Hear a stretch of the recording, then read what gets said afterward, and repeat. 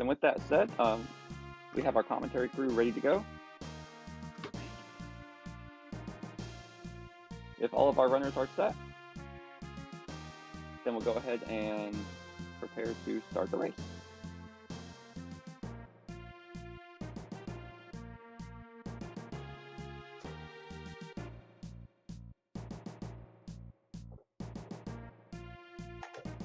If everyone can give me just a little control wiggle. Everyone give me a control wiggle on the menu just so I can tell that they're all set to go. If they're not in voice chat.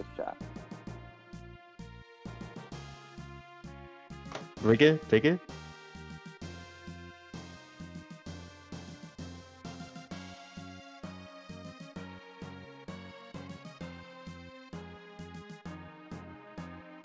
All right. Squealer, would you like to do the honors and give us the countdown?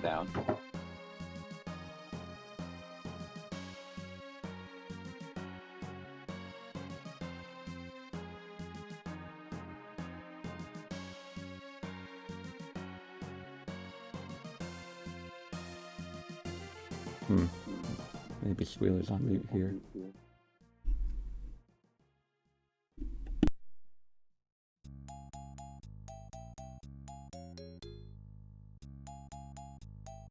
All right, Sinister Rain, would you like to give us the countdown?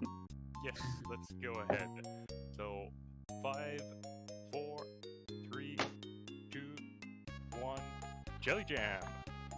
Alright, let's go.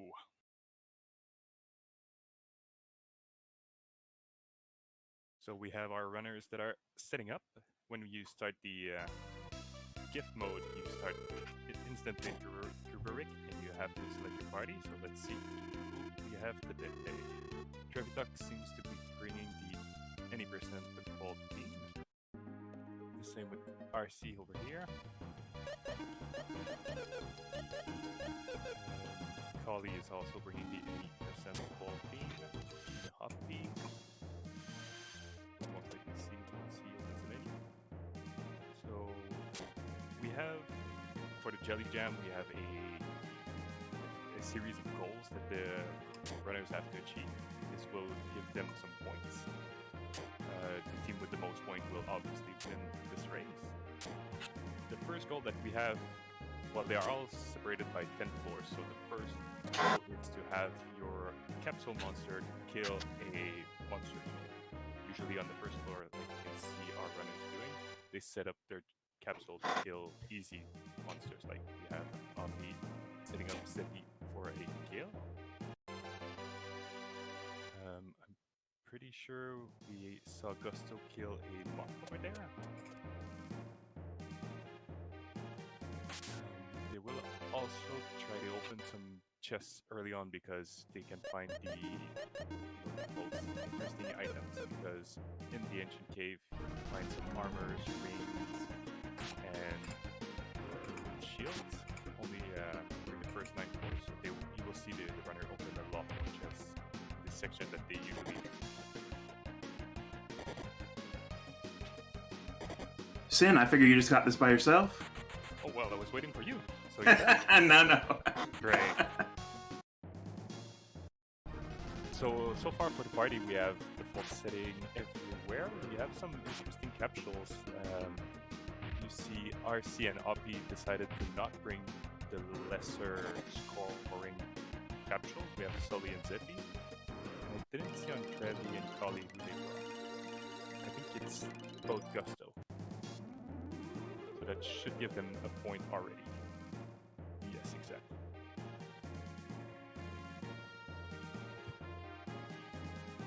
If you check in the tracker, if you do exclamation mark tracker, you can see the exact page of the goals that they have to do. So like I mentioned, the exploration part is separated in each 10 floors where they have to achieve a certain goal. And the rest is more party and completion part. So we'll get to them when we see the runners actually do those parts. Like I said, we have the defeated capsule, and after that we'll look into red cores.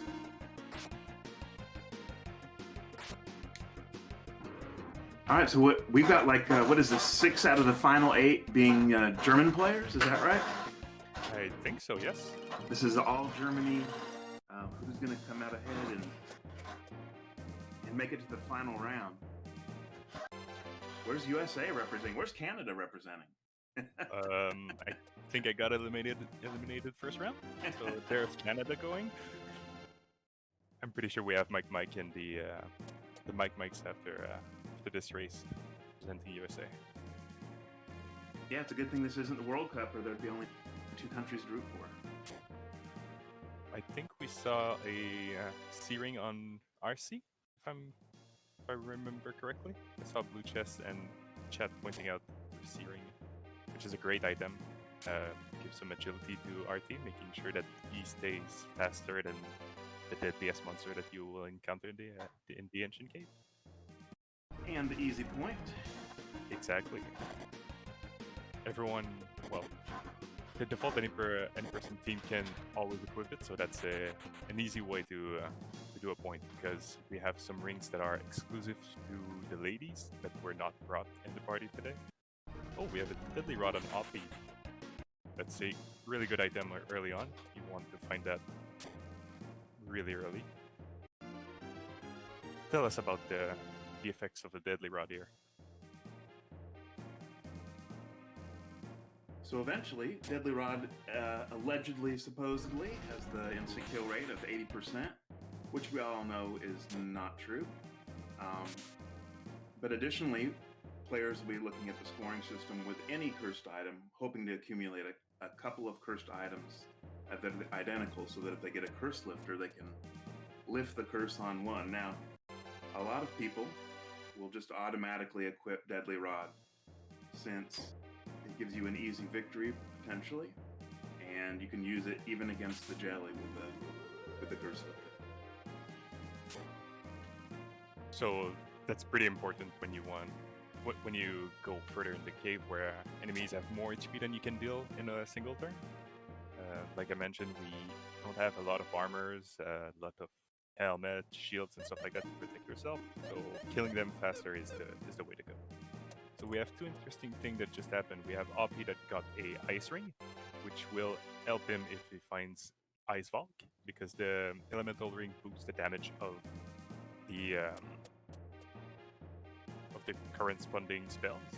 So Ice Ring is a really good one for this.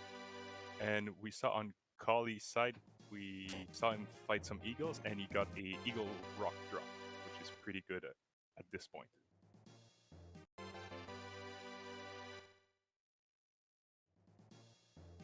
Another blue chest, so a Spark Staff for Travi. If he doesn't find a Deadly Rod, that's a pretty good item for RT for most of the run. Fire Elemental spell. Fire Element is really good to deal with the most common enemies in the game. So as you can tell, I got off to a little bit of a slow start. Jelly Jam, at least this year, and unlike Fatal Blowout, there wasn't any bonuses this time for at least the characters you bring into your party. Sin, did anybody bring anything other than what we consider the optimal any percent party? No, we only have any percent default party here. Okay, so no Brave Souls today. No, exactly. If we check on RC's side, we can see that he's looking for red cores. This is the second goal that we have in this year Jelly Jam. We have to punch a red core. The way that those red cores work is usually you cast a low tier spell just to wipe them out instantly, but because they tend to run away, you have to kill them really fast. So that's the optimal ways to cast a spell and kill them. But the goal here is to punch them, so you risk losing a couple of them, but you can get a point. So that's an interesting risk-reward situation that we have here. So one thing that, like you, I also was in the tournament and lost. But one of the things that I looked at before I ran was, I think Jelly Jam does a good job bringing to the table, is the balance between, do you want to go for the meme points, which makes up a majority of the scoring system, or do you want to go for the jelly kill, which can have a lot of associated points that go with it. And you can see here that it looks like, we'll see what happens in round 2 today, but it looks like the runners are going to go with the optimal party for the jelly kill, and of course all the fame that goes with that, because we love our jelly kills. Yes, last week we had actually 2 of them in the second run, I think. But that was like super interesting for the runners to actually see a complete run, because the goal of this is we go down 99 floors and we have to kill a big red jelly at the end.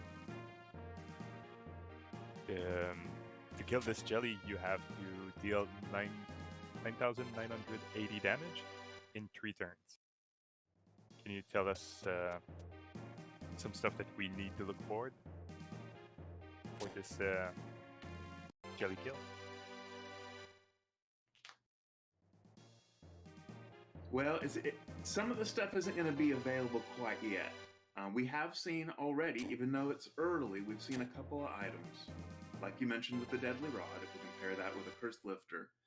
And we did see, I'm not sure if you saw this, but Traviktox picked up a mini shield, which has an IP effect of Battle Lust, which greatly increases attack power for one party member. So we're still not quite to some of the stuff that you're going to use against the jelly, but right around the corner, I don't think anybody's to floor 15 yet, but starting on floor 15 is going to be the main thing we're going to be looking for today, which is the Decker Blade. And it has an IP effect, Fatal Blow, thus the name of the tournament, Fatal Blowout, that can inflict at least 50% damage on the jelly in 1 strike. Thank you for this. We have RC that is around floor 17, I think, here. So Rocking and rolling. Yeah, exactly. He's already passed the red cores. I don't see in the tracker that he completed the objective. That's most likely a point lost for them. Well, a point not gained. And so what I think he might be thinking about, I think he might not be too concerned. I think he might know that as he goes along, he's going to be missing some of the point objectives. As we can see, just the progress that he's making, he knows he's got the optimal team. His ultimate goal is to beat the jelly, and probably to try to beat the jelly with some time left on the clock to start accumulating some of those other points that are available. We have chat pointing out that he encountered some red cores, but they ran. So that's exactly like I mentioned, it's the risk reward. They tend to run away, so if you don't do the optimal steps to kill them, well, you most likely will miss them. We can see that leaves him with an experience level of 7 right now, which is not the best. But because he's got the optimal team and 2 hours to work with, he's got some wiggle room here to get a few levels under him as he advances. And I guess what this also means, Sin, is that nobody's going to be looking at doing the Providence point. There's no way that anybody's looking to Providence and change the team when they're bringing in the optimal. Yeah, exactly. You don't want to go back in the cave with the what we call the reject percent, which is Salon, Pia, and Lexus. It's really hard to kill the jelly with this setup. So I don't think, yeah, like you mentioned, we won't see that intentionally before like wiping or killing the jelly. I think that's something we saw in the first couple of weeks, is going for the early Providence didn't pay out. Since it's a point in the bank, you can use it whenever you feel like it. So I think they'll use it as a last resort or something went wrong.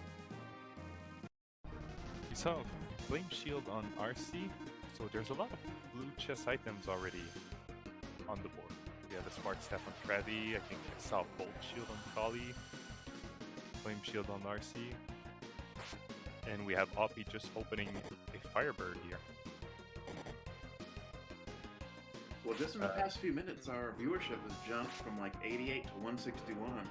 So you can see how beating the jelly in an environment like this makes you an instant celebrity on the internet. We had 3 jelly kills already in Jelly Jam, so hopefully we can keep rolling and have more of those coming up. The interesting part with the Firebird that Hoppie picked up is it allows him to farm some fruits. That will be the next goal when we get into the 21s to 30 floors. They will look into killing some specific monsters that might drop a fruit. And Firebird is one important one for Evil Fish. Oh no, Trevi just got catfished here. So if you're just joining us for the first time this Saturday, the bad news is you did miss the first 2 rounds. It was the first 2 Saturdays in January that we had the first 2 rounds. But the good news is you're here for essentially what's the semifinals, and then next Saturday is the finals. Coming up right after this run at approximately 2:30 is the second round of the semifinals.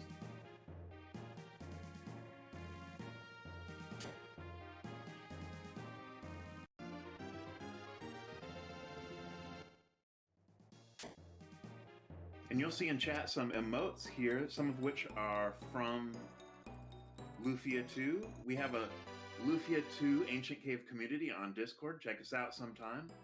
It's a really fun community. You'll find if you just want to follow Lufia 2 on Twitch, there are people streaming the cave every single day, almost 24/7. And we've got a lot of fun Ancient Cave-based emotes to mess with. As we can see, RC just went into the dungeon part of the cave. As you can see, the floor tiles and everything changed from 20 to 21 to 39, 40. We will have this tile set, so it indicates that he's a bit ahead when we talk about floor count. And he's actually going to look for fruits now for the points.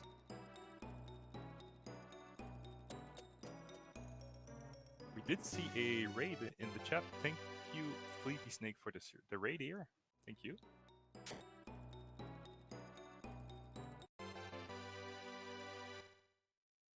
We see some scorpions on Kauli's side. I think he's looking to get some easy XP here because he's level 4 on floor 21, which is pretty dangerous.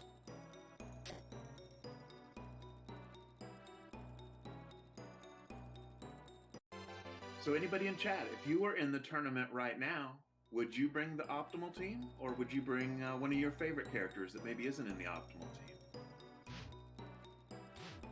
Sin, I was trying to remember, is there any advantage to bringing a lady in the scoring system? I know that can help a little bit with equipping a ring.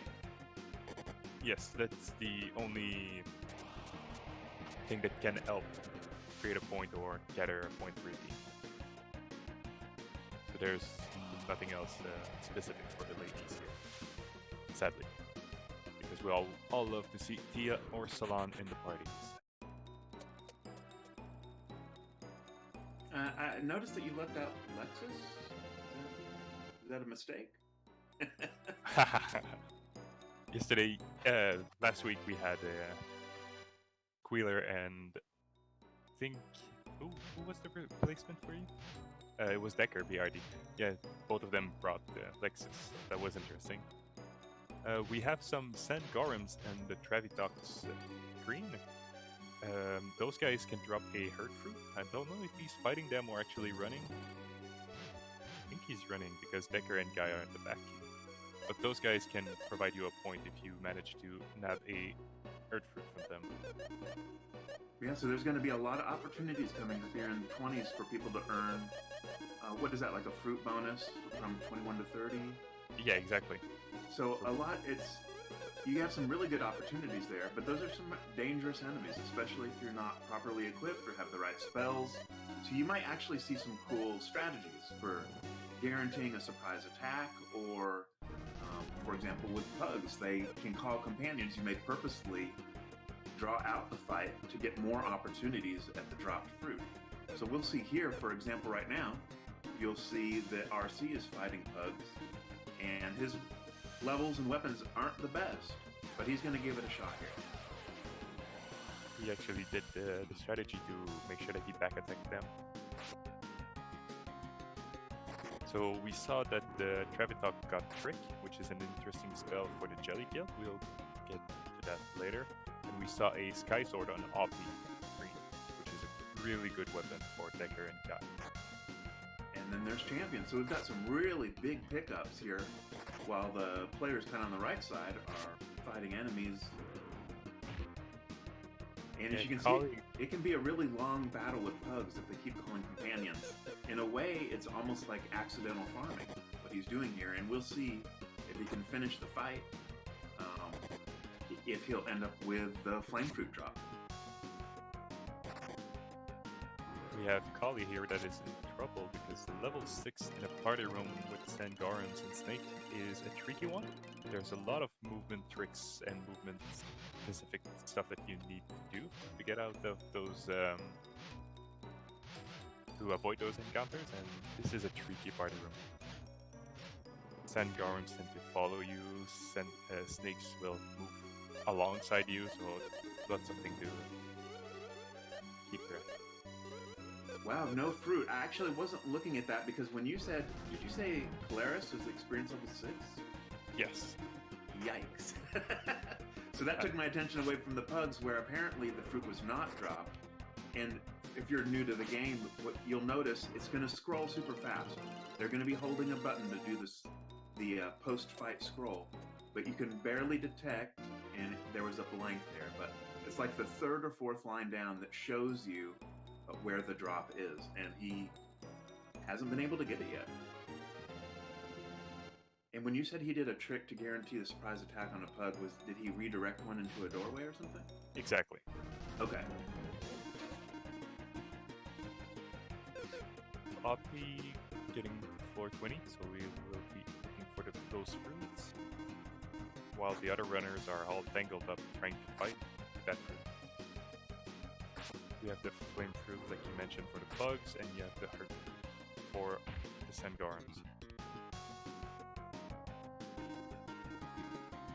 Yeah, and so far nobody's given it up here. We've got pugs, and sandgorms, and we've seen lots of fights. I don't think we've seen a single fruit yet. We can see something interesting on Travi and Kali's side. I think there was some research in the point system or something, because they started out with Gusto, but now both of them changed the flash.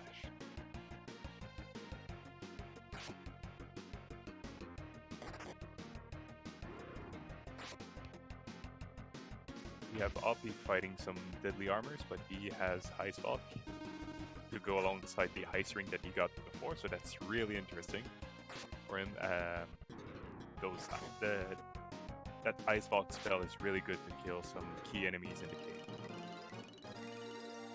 Yeah, and as Ellie's pointing out in chat right now, that's one of the things that I think people have really enjoyed this year about Jelly Jam, as opposed to previous tournaments, with some of the incentives for bringing in capsule monsters, is that in Jelly Jam this year, you can actually swap capsule monsters around as long as you stay within certain categories.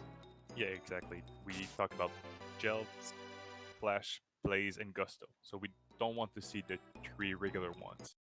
Oh, RC dodged the bullet there. We have a blue mimic right in front of the door, but the stairs are just to the side. What are you talking about? He could have earned a point there just for, easily defeating those blue mimics. So that's bad luck, man. We talked about the blue chests being, like super great items that you can find in the cave, but in the floor 29 to 31, you have those blue chests that act like posers if you want. They fake being chests, but they are the deadliest monsters you will encounter in there. We have a point incentive. We managed to fight them, but no one will fight them voluntarily.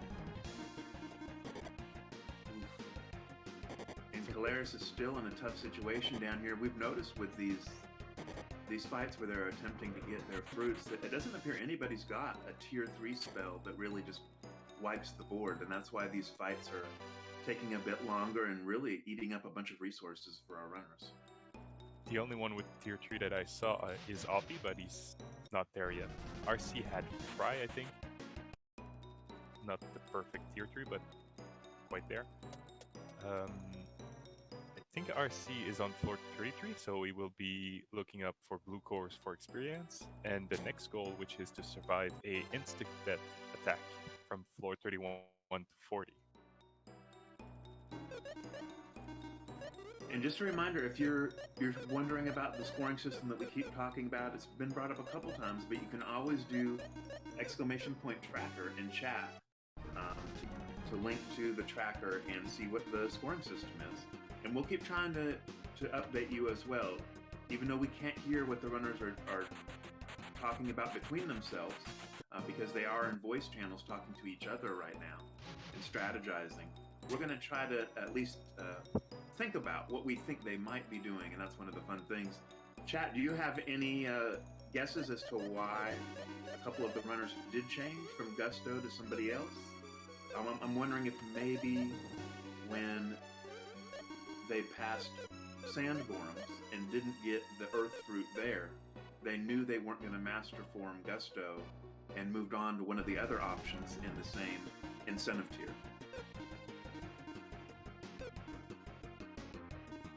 We have a interesting party room for RC over here. Lots of green plants, teleporters. He's gonna spend some time in this room for sure.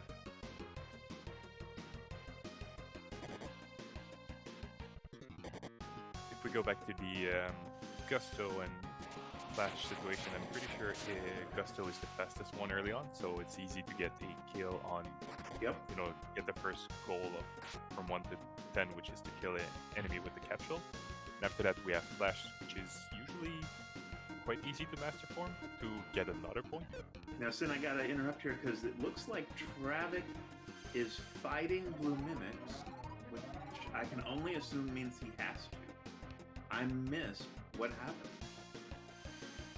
And yeah, just like that, he's gone. So his run is not over.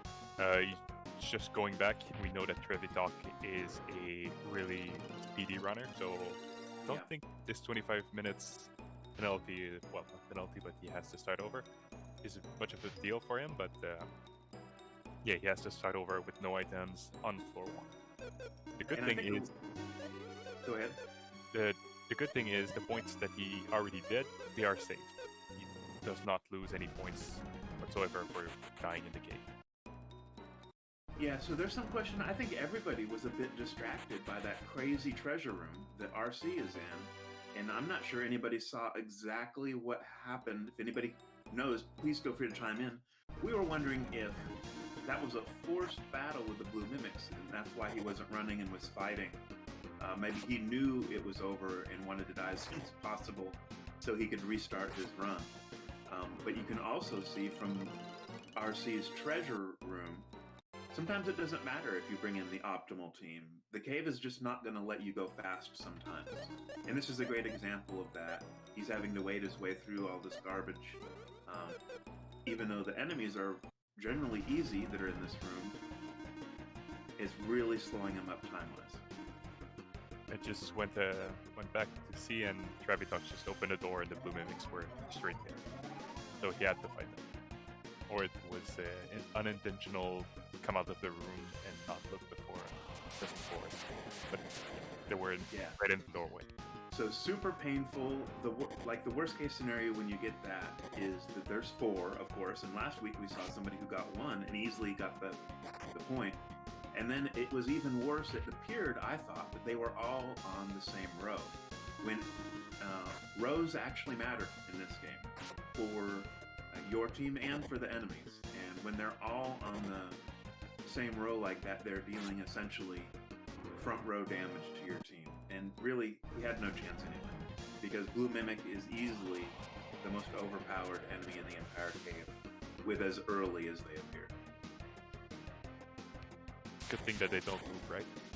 As you can see, if you're not familiar with the Lufia 2 as a whole, each movement that the player does will trigger some movement from the enemies. So as long as you don't move, they don't move, but Blue Mimics just don't move at all, which is a good thing. So the runners have to learn a move set, or like move patterns from each enemy spread.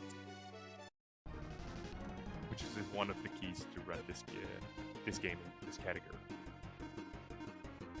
RC is taking it slow. We playing it safe with Coma, making sure that they are asleep, so we can grind those plants a bit. I'm not sure I saw a Deadly on this side, so he has Destroy. Destroy is similar to what we had discussed with the Deadly Rod earlier on, but it's 50% instead of 80% success rate. And only Maxim in this party can cast it. Alright, and apparently Kauliarys was the only person to get the fruit in the 20s. I don't know if it's over yet. Of course, Travik's going to be getting to the 20s again after his restart. I'm pretty sure Hoppie is past everything besides Evil Fish.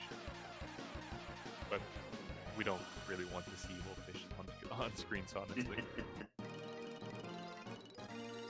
So we get some levels on RC side. I think only red cores stayed. So the cores themselves are the best source of experience, which will give you a lot of levels, but the red cores give few XP, but the blue ones will make sure that you can run until the 40s, I would say. So there's Kauliarys. He also had to engage 4 mimics. He survived that one as they did no frenzies, but now he's going to have to engage them one more time, and Kauliarys is running out of resources here. Yeah, he can't raise or heal. As you can see, he puts Decker at the back row, making sure that he can tank as much damage as possible. And he will survive. And the mimics are totally sniping right now. But if you have one person to survive, that's who you want. Artie's got the most agility, and he's got the best chance at escaping from fights until you can put together the resources to get your party back on their feet. I don't see any healing items in his inventory, so that's we'll have to keep track of this. This is scary for him. Another blue mimics in the door.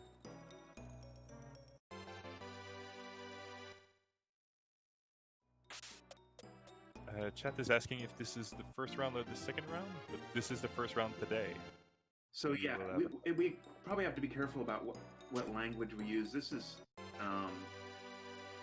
really the semifinal round of the tournament, but there are 2 matches today. This was the first match. It started at noon Eastern, and at 2:30 Eastern is the second match.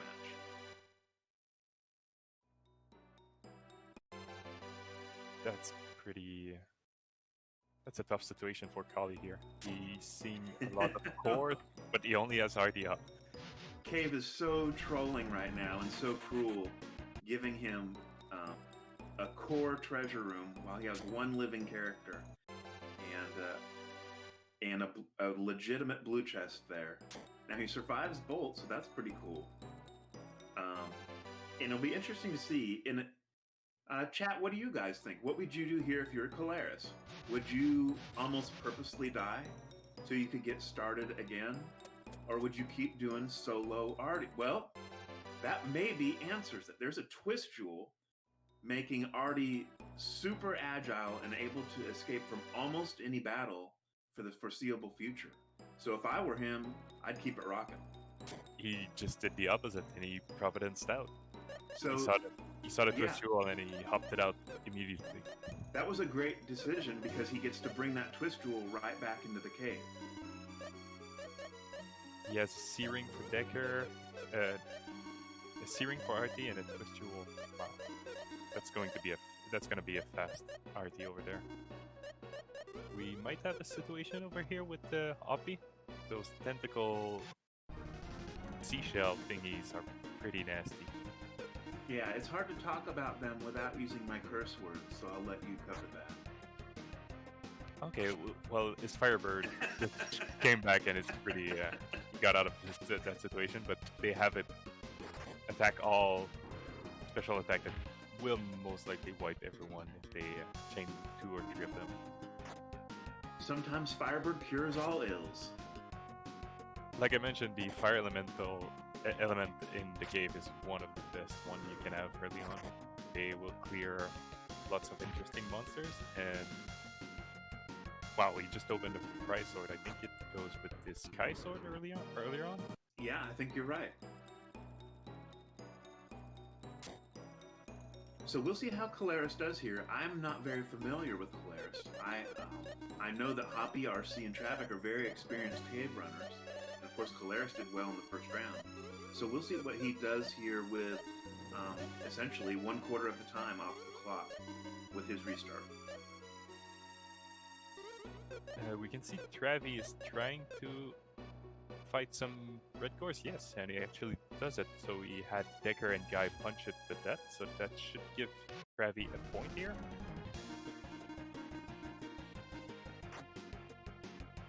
And once again, RC is the master of the treasure rooms. I swear this is at least his third. I keep looking up and seeing him in a treasure room. Yes, and he's fighting Garbos this time around. There's no points incentive to kill them, but they drop a interesting jewel that is the Cancer Rock. This will be super useful for the jelly fight. And if you're wondering what he just said, it really is Garbos. We have no idea what that means. The blue crabs. There's some very interesting named characters or enemies in this game. Some of it is just a translation issue, and some of it is just a complete mystery. Some of them are easier to figure out, like the Waybands, that you is most likely wyverns, but yeah, Garbo is one of the obscure ones.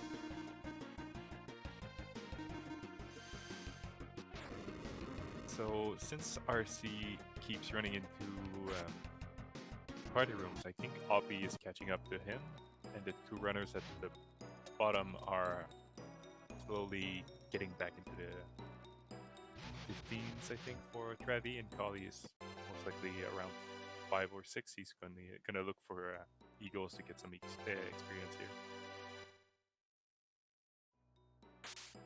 So we make fun of Lufia all the time for a lot of the glitches and the translation errors and stuff, but it also gives the game a lot of charm. So even if you're not interested in speedrunning or doing a randomly generated side quest, almost a roguelike like this one, you should definitely check out the main quest of Lufia 2. It's a wonderful story, great puzzles, and a lot of charm.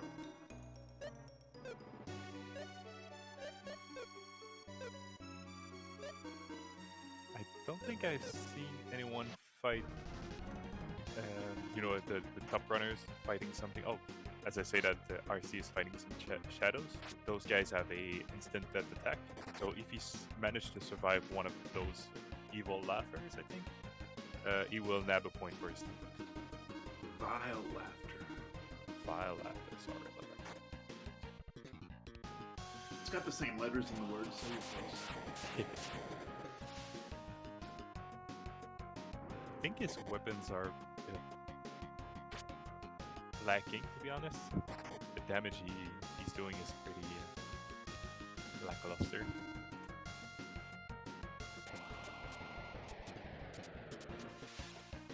But if you are into speedrunning, or this looks interesting to you, you should check out the Ancient Cave Discord community. There are tons of resources, tons of tools. You're not really having to start from scratch. Of course, a lot of people learn by watching other runners. But there's some amazing resources on there, and there's even a resources channel on the Ancient Cave Discord to help get you started. And of course, the community is super helpful. Always looking to grow the group, and we'd be happy to see you there. Just asking about the Protect Ring. Sadly, it's only a ring that gives some defense, and that's pretty much it. But the Trick Ring that Kali just picked up is something else. That's a really, really good fight. That is like the white whale of the cave. There's a let me just go ahead and jump in on this. And so that's the Trick Ring. It's got an IP effect that essentially casts Battle Lust on your entire party. and it's really hard to find. So it's amazing to find one in a tournament setting like this. Go ahead, Sin. I was gonna say it's going to pair super well with the Deadly Rod he found just before that. With combine this with the Searing and the Twist Jewel that we talked about before, his RT is going to be really, really fast. I didn't see if RC managed to get the evil... No, apparently Vile Laughter keeps hitting. And so the chat's having a good time, giving him a hard time about that. And to Mike's point there, it'd be great to be in his audio right now. Because Vile Laughter's supposed to only hit, it's essentially like Parrish. It's supposed to only hit 25% of the time. And if I'm seeing this correctly, it hit all 3 times. And he's having trouble with Assassins. Those nasty guys move really fast and they have an instant death attack.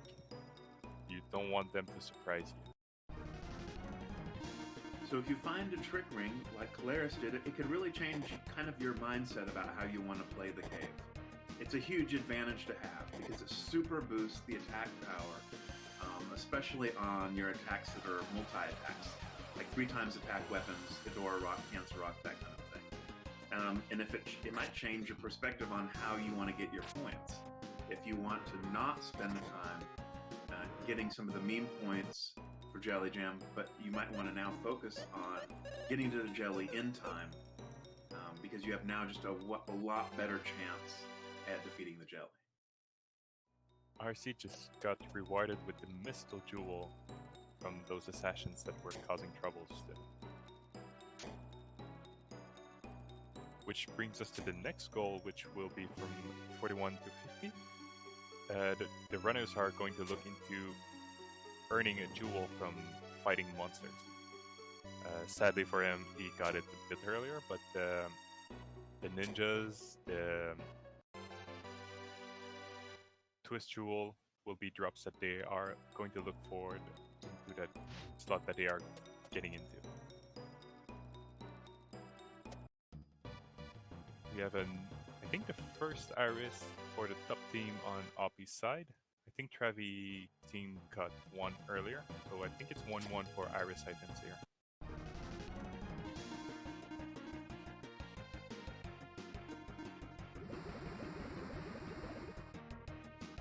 And so some of the things that are kind of wrong with the cave, that are technically glitches, are actually kind of good things, in my opinion.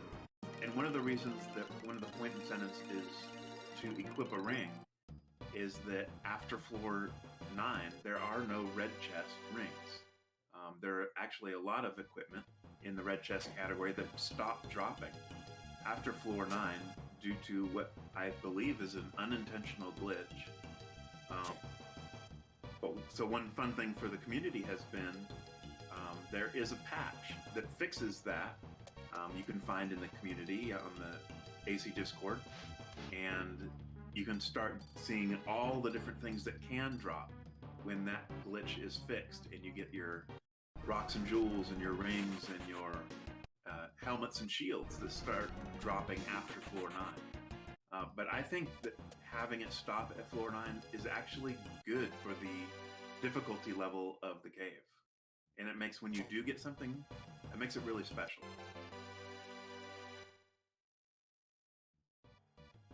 Yeah, exactly. Finding your early elemental ring is usually will usually result in a fun run or something like that. Yeah, we can see that the top team is fighting some green cores, so they are approaching the final level ups that they can get before ninjas.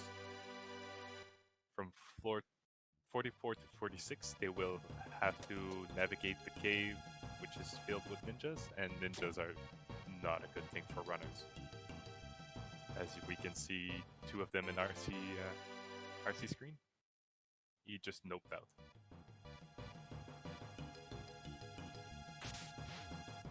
So we'll see here. I didn't notice if he had already seen the stairs or if he's going to be able to avoid that room. There might be an opportunity here for some more fancy footwork. We'll see.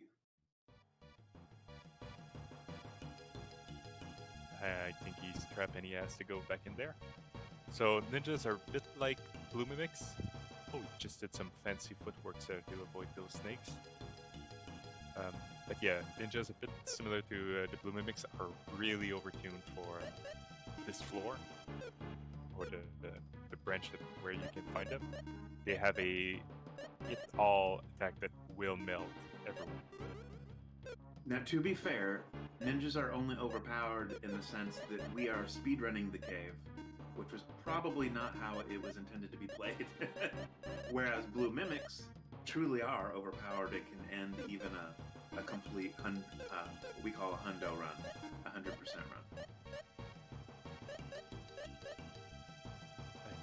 I don't think I see it deadly on RC side, so those fights are going to be long and most likely not fun. Yeah, and I'm also looking at, as he's kind of going through here, he doesn't have a lot of very good weaponry. It looked like maybe he had a halberd, which he could, if he's got some IP, he could use that to kill one. But he's really going to be looking for his surprise attacks, or that. A single one. We didn't explain the IP situation, but it's kind of an early version of those limit breaks that we have in other RPGs. The more you get hit, the more this bar fills, and this allows you to do some special attacks with the weapons that you have on. Those attacks are usually way more interesting than what you have with regular attacks or spells. And did I see correctly that Kauliarys has a deadly sword on Maxim? I think so, because he needs to go fast. If you remember well, he had a wipe on 30 minutes, so he really needs to go fast. So the deadly sword and the deadly rod, I think, is a good combination to go fast.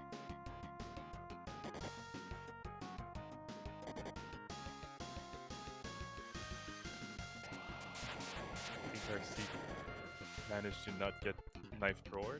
Yep, and that's the exactly. That's kind of like with blue mimics, where you're hoping they don't do frenzy. You're really hoping the ninjas don't do knife throw.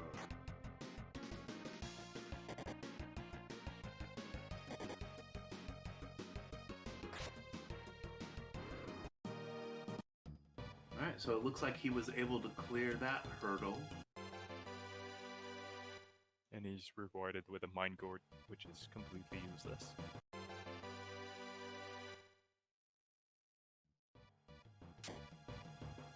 I think Hoppie is having issues with MP or revive spells, because Maxim is... Oh no, never mind.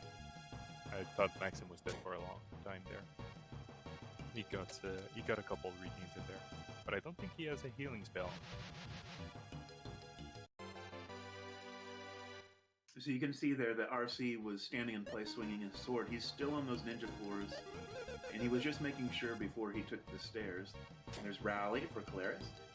He was just making sure before he took the stairs that there was no ninjas in the room to give him a freebie on getting that chest that was there.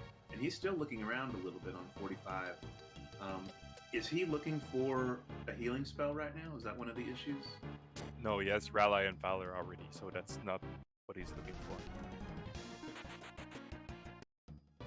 Well, and he's got a little bit of speed because he just was able to escape from red plants, which is certainly a good thing. We see both he and Hoppie are into some red plants, and those guys are a pain when you can't kill them quickly. Yeah, each of them go 3 times around, so they will focus one target down. They cost a lot of resources. Oh, we see some more ninjas on RC side, but there's also a Prince Lizard, which drops the super good twist jewel that we're looking for. And Travik just had a bad error there where he engaged some evil fish, and they were on the verge of wiping him. Looks like he was able to revive at least part of his party. And that is something super frequently. That's a movement error we all still make, because when the evil fish is like one, oh no, is like one tile away from the door and you go down, he comes up and gets you. Travik might be in deep trouble here. We know that the blue mimic in that hallway is not on the stairs because of where it's placed. So he's gonna, I guess, have to go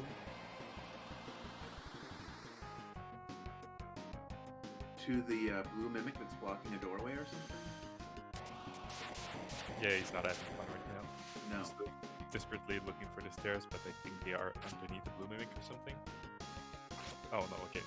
As you mentioned, they are blocking the door. Yeah, and Ellie has a good point that there might have been a possibility he was purposely trying to fight the evil fish, but because they were side by side, you could tell that he was kind of surprised by it, because he would have had no chance at a 50-50. So here goes. Hold on tight, Travik.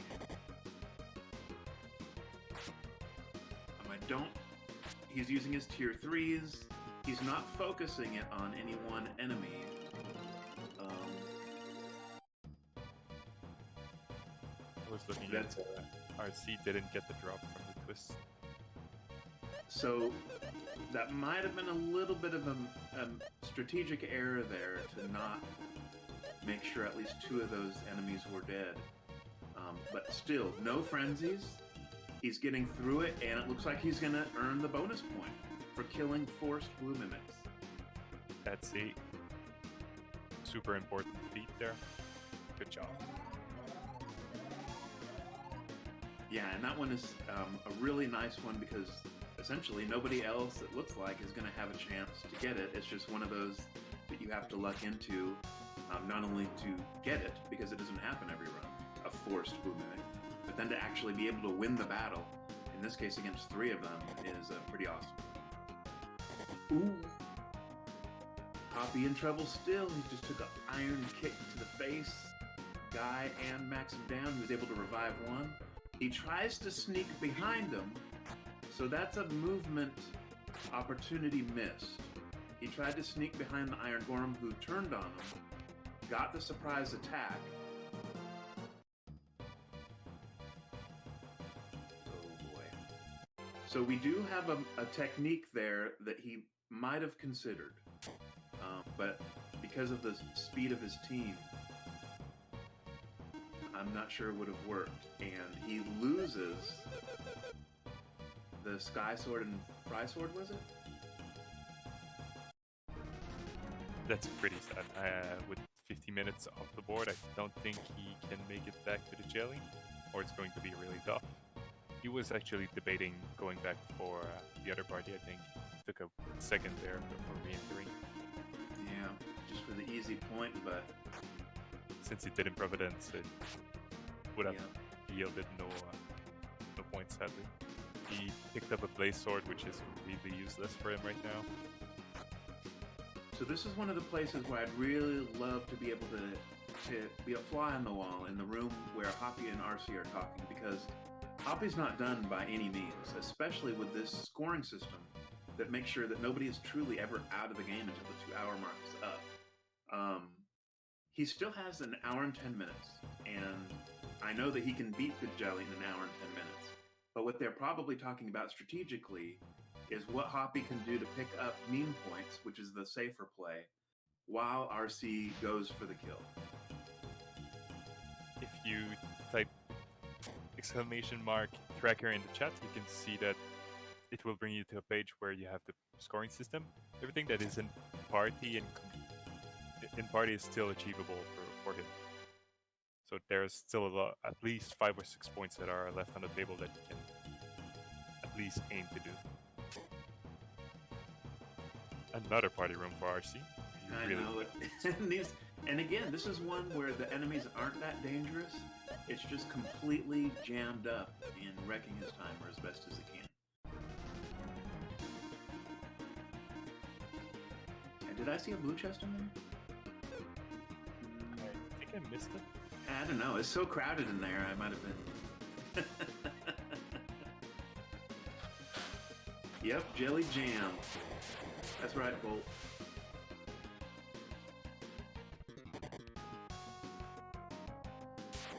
Is it those one, the Tarkonis, that dropped the heart fruit? The art jewel? That's a great point. They are to the Earth Jewel. So there, he could potentially get a bonus point here. He's in the stretch. I don't have the scoring thing pulled up. Is it between 41 and 50? 41 and 50, okay. Where if you can get a rock drop, you get a bonus point. And this is one of the easier enemies to fight to try to get that. So in a way, kind of, sort of, this is a pretty decent treasure room for that attempt. He's got at least 3 of those in here. One he's going to be able to easily access. He's fighting here again. And he does have a blue chest. Anybody in chat want to guess what's in the box? We already had the catfish for Travi, so hopefully it's something good for him. I'm gonna go. I usually guess something terrible so that I have a pleasant surprise. I'm gonna guess Gades. We have some engagement coming from chat. All right, who's gonna guess what's in the box? We got some good guesses so far. He is about to defeat this last Tartona, and again, keep an eye on that scroll to see if the Earth Jewel drops. If it does, he'll be getting a point on the scoreboard. Oh, it's a good one, just not for the any percent that we are bringing. Snow Sword can only be equipped by Tia and Salon, which is not in RC's party right now.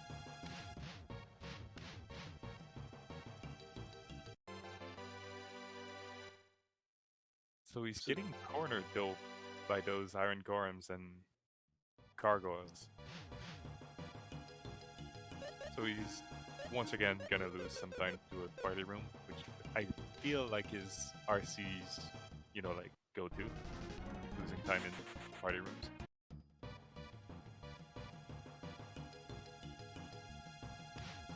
Because he was ahead by at least 8 or 9 floors at some point, but he keeps entering those. Well, he's forced into those party rooms, so it's not like he wants to, but he's getting slowed down a lot here. We have a fatal pick on Hoppie's screen. It's a Horseman Deadly Rod. It deals the same thing as a Deadly Rod, but you don't have the option to uncurse it to have a nice ID attack against the jelly. So if he wants to go fast, he can put this on and try to fight his way through the floors. Yeah, so Travik here, it looks like he's going to skip Garbos, and that I don't know if that's because he already got a Cancer Rock drop or because he's just looking at speed right now.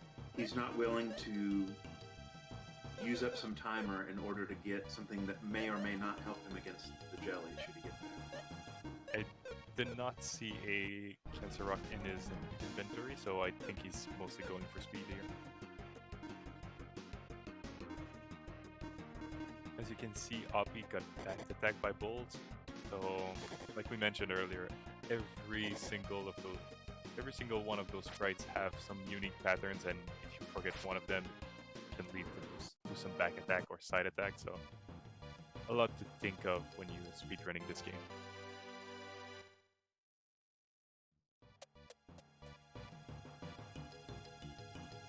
So we have RC on 49, which brings him closer to the next goal, which is from floor 51 to 60. You need to have 3 of your party members be affected by a status effect. Do you want to go over the nice details of getting affected by sirens? So let's start with the scoring system. So in the scoring system, you have to have 3 members of your party. This just got cleared up in the language, actually, within the last week. You have to have 3 members of your party inflicted with a status effect at one time. And so one of the easiest ways to do that is to engage sirens in a way that they're not surprising you, but you can still try to escape. And what you're wanting is to actually be slower than the sirens, so that they sing you to sleep or one of the other status effects that they inflict, but you still get awarded the escape at the end of the battle. That was one that I think there was a lot of confusion about because people are so terrified of sirens. They didn't even want to try that, even though it's a guaranteed way to survive. So we'll see once they get to the sirens if that's one of the strategies they employ. And there's Hoppie getting a deadly rod. And we have Travi that is getting trolled by the shadows here. Two vile laughers hitting the mark, so not getting half of the point. Well, the one half of a point, because this incentive has to be met by both players. Both players have to complete it to get the point. I think at the end he marked it, so I most likely one of them missed.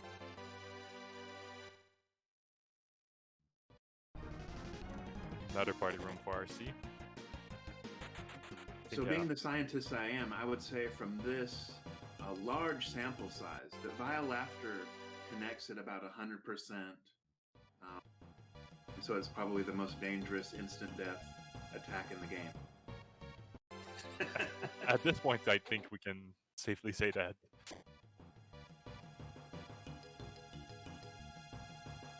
Kali is taking it slow with the assassins. Those guys can track you from rooms to another rooms. Well, they won't open doors and stuff like that, but they will try to follow you in the room that they are to match your position.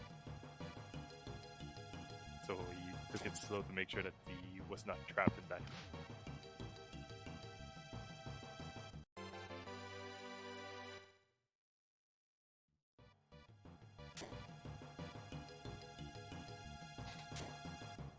So we have here Travi's getting on floor 39, so he will be in the stretch for the green cores before the ninjas. RC's on 51, so it's a bit... I mean, it's almost a 1 hour mark, so being on floor 51 is a bit lower than you would like to be, I think. I would like to say in a, you know, like in a tournament setting, you would like to match 1 floor per minute. So I think he's a bit... He'd like to go faster than he is currently. Right, and so you might be thinking, well, that mathematically that doesn't make sense. They still have plenty of time to get to the jelly and beat them, but you really, I ran into this last week. You almost have to, if your ultimate goal is to beat the jelly, you almost have to leave a buffer, because you can't assume that you're going to have a free passage to the jelly. When you get to the later floors, you can get some really nasty situations. They could take a lot of time, up to 10 or even 15 minutes, just to make your way through, wade your way through, like you've seen with RC's treasure rooms. Imagine if those treasure rooms were filled with difficult enemies. He's had pretty much all easy enemies, but what if it were archfiends or summoners? That really can slow you up, and you need time to be able to maneuver. That's one of the beauties of the 2-hour time limit that we do for tournament settings. It gives runners enough time to entertain us with making it through the really difficult situations. Chat pointed out that RC managed to get a Earth Jewel before the 50 floor. So he actually has half of a point here. I don't know. I know that half a point is not the correct wording, but if Hoppie gets there and gets a jewel, completed his half of the team incentive. Yeah, exactly. Thank you, Squee. So I think we have some issues on RC side actually. Yeah, he's definitely splicing his stream right now, and he's going to be cheating in probably a Gades Blade along with the Trick Ring, which is the right play here. That's exactly what I would do.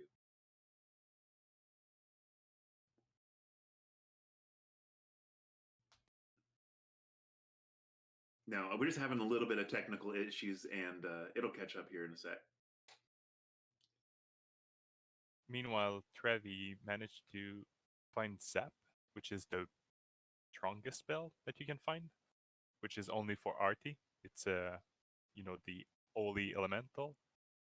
It's really good to fight those 70s, 80s floor monsters that we will hopefully find, because 1 hour mark and we are around 450. So hopefully we have some runners that get to 70s and 80s to see those monsters.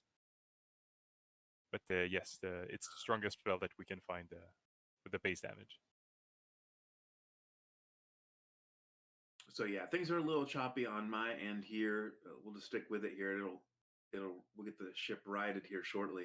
Looked like Hoppie was in a bit of a situation there. He's still struggling to find his way to get his feet under him and start being able to truck the cave here and either get in a position where he knows if he's going to be able to beat the jelly or just get to some more of the point incentives that he hasn't racked up yet. It's safe to say that there's still a lot of points on the board. The exploration part is half filled if you look at the tracker. And we did not see any feeding at all at this point. So there's a lot of points left on the board at this time. Yeah, I can say as a runner myself, that's what maybe the thing I appreciated the most. Last year, it was just for the first time being in a tournament where there was a cooperative mission, essentially, and I got to run with somebody else and strategize with them in chat. And this year, I think that the big improvement has been the scoring system and how you can literally throughout the 2 hours of the run be working towards various points. And it doesn't matter where you died, and to some degree, it doesn't matter what your partner did or didn't do. There are still things for you to do, and it makes it so also very exciting, where even if one team has a jelly kill and has gotten all these cool treasures, if the other team has done a great job filling up their scorecard, it's going to come down to the last minute. Saw another silver eye for Hoppie. I mean, he got his first one, but I think Kali had the other one. Silver eye is a great rock to provide some agility and other stats. And I think it's working really good for Kali here. I think I saw that he's on 447. So he's really catching up to RC, which was the runner most ahead. So I think that the double deadly gamble that he went with is working pretty good. Chat was asking a bit earlier if we saw some Decker Blades. So far, none of them. So jelly kills equipment is a bit low at this time. Well, I mean, we say no Decker Blades, but like what Chad is saying, we'll see what RC spliced in during his quote-unquote downtime. He's getting in on 58, so he's going to be most likely looking for high Hyderos or no cores. Oh, we got a situation. Oh man, that was a super powered attack there by Decker, knocking out two ninjas. It looks like Travik is going to survive that ninja fight, but boy, that was close. And if anybody in this race can do a fast run all the way to Jelly, it's probably Travik. He claims that the only way he knows how to run is fast, and judging by a couple of his experiences in a tournament or event type setting with a 2-hour time limit, he's not kidding. I think he had at Strugglethon, he had a 1 hour and 3 minute completed cave run, even though he had 2 hours to work with. Something like that. So he's definitely a guy to keep an eye on. He knows how to run fast, and with 2 hours, you got attempts. You got enough time to attempt multiple times. And he's catching up pretty good. I think he's on Ninja floor, so 45, 46 most likely. So 1 hour through the rest of the cave is possible if the cave is cooperating with him. I did not see on RC side if he managed to... Well, it's checked, so I guess he fought some sirens or something like that to get the 3 party members afflicted by a status effect. Yeah, and so we definitely know he cheated there because he's incapable of correctly strategizing or functioning around sirens. He is always easily prey to their sweet songs, and there is a very choice clip of him dying to sirens. You check out his channel sometime and check out the clip. It's worth the watch.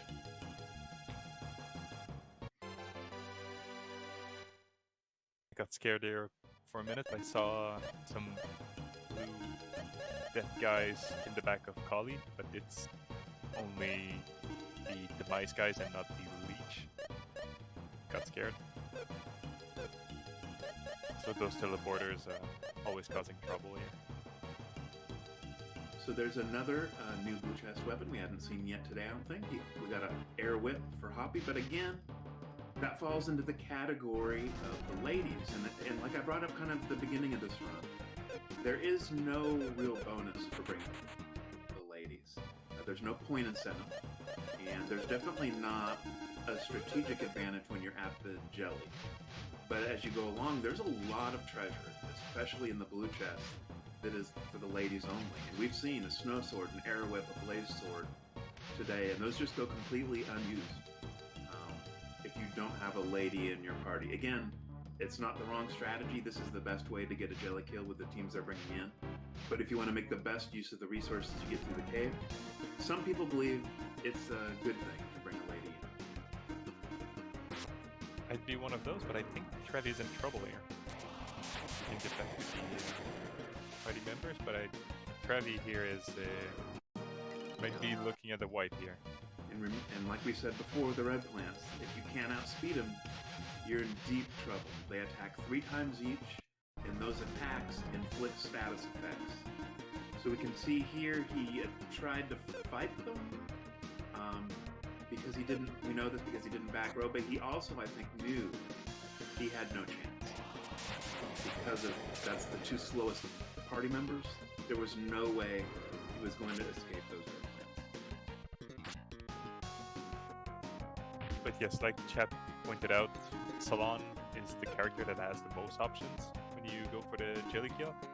But sadly, she doesn't pick up, the stats and everything to be a good member until like 30, 34. That's why runners usually shy away from bringing Salon. So Traviktox says he does not know how to not run fast. Well, if he can figure it out, now's the time.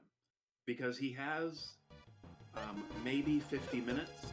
He can't get a joke. There's no way. So if he can refocus here and look at just the scoring system, that's probably going to be the best benefit to his team. Now his teammate, Kauliarys, is still in this and still is going to have a shot at a jelly kill if things go right. I say this as he's getting beat up by Traviktox.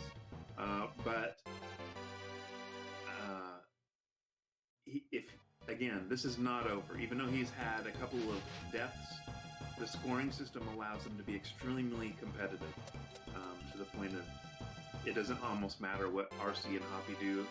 You just got to focus on what you can do and rack up as many points as possible. But as you're saying, the scoring right now is 5 to 10, so they are actually winning, even though they are. Yep. Like they took each a white or 2. So at this point, it's still looking pretty good for them. I think RC is getting closer to the next goal, which is 61 to 70. This one has to be done with both members, so I'm not sure if he's going to spend the time doing it, but you have to afflict a status ailment on a Sphinx. This one is a bit tough, to be honest. You need to have specific tools to do it, and both team member has to do it. So I think he's going to skip this one, but we'll see. And this is one of the spots where the scoring sheet really can help you out in understanding how to get the point. On some of those incentives, there's a little question mark, I believe, next to it that you can hover on, and it can give you a little bit more information on exactly how to accomplish that goal. And in the case of the Sphinx, that's a great example, because even I wasn't sure. And when I clicked on the question mark, that helped me to understand exactly what I was going to need to use or find in order to complete that goal. So yes, we need to... It was Traviktox again. I think you went a bit too fast there. But yes, for the Sphinx, it's afflict, paralysis, poison, or silence. As far as I know, there's only one way to afflict poison. If you saw last week runs, you saw that Darby second form can inflict poison. For paralysis, you need a freeze ball, which is an item that you can find in the chest, so you're never sure if you have it. And silence, well, it's from a spell that we barely know the name of because we don't use it as a runner. So yeah, options are pretty limited.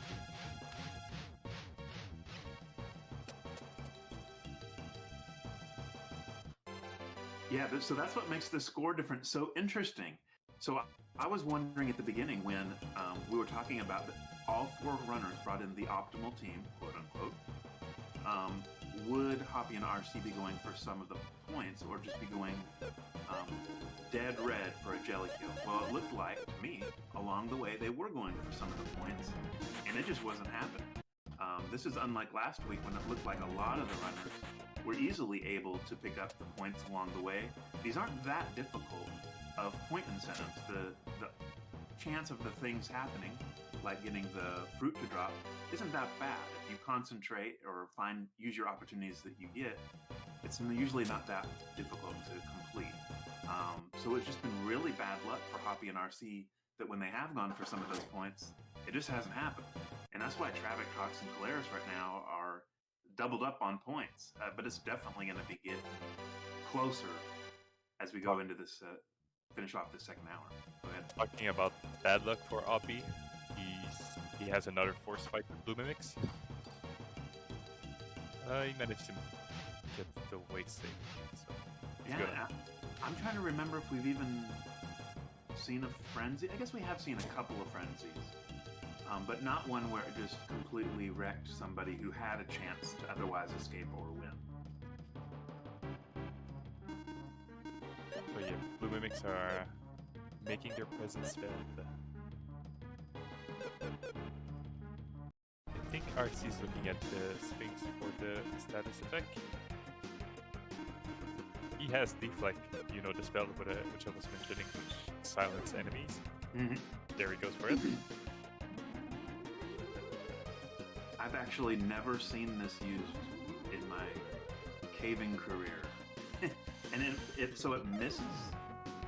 Yes, it did miss on the first cast. Oh, what are the chances of it hitting? It's a good one. Let's go look at the RC ref. So as we're talking about that, what we're talking about is one of the tools that the community has is all thanks to one of our runners right now, RealCritical, who has a website called AC Ref. I don't know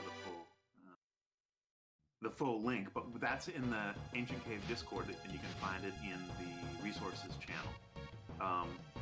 But it's so user-friendly that you can actually use it on the fly in a speed run to help you out with finding out what's an enemy's agility or what is the IP percent usage for an item's IP. So that's a resource well, there it is. Thanks, Ellie. I wasn't sure how much we could talk about it, but Ellie just posted it. That's a great resource. You may want to consider bookmarking that one and checking it out later. There's so many good things if you make your way through that and just click on the various links and stuff that help you make you a better player. I know it's made me a better player. And one of the things I was hoping to talk about during this run, and Sin, feel free to interrupt me when something important goes on. But one of the reasons I've had so much fun running the cave over the past year has been RealCritical. He's put in a lot of effort into various things that have made the cave more fun. He's done a lot of things with investigating enemy movements and strategies that we can do to make ourselves better runners and faster speed runners.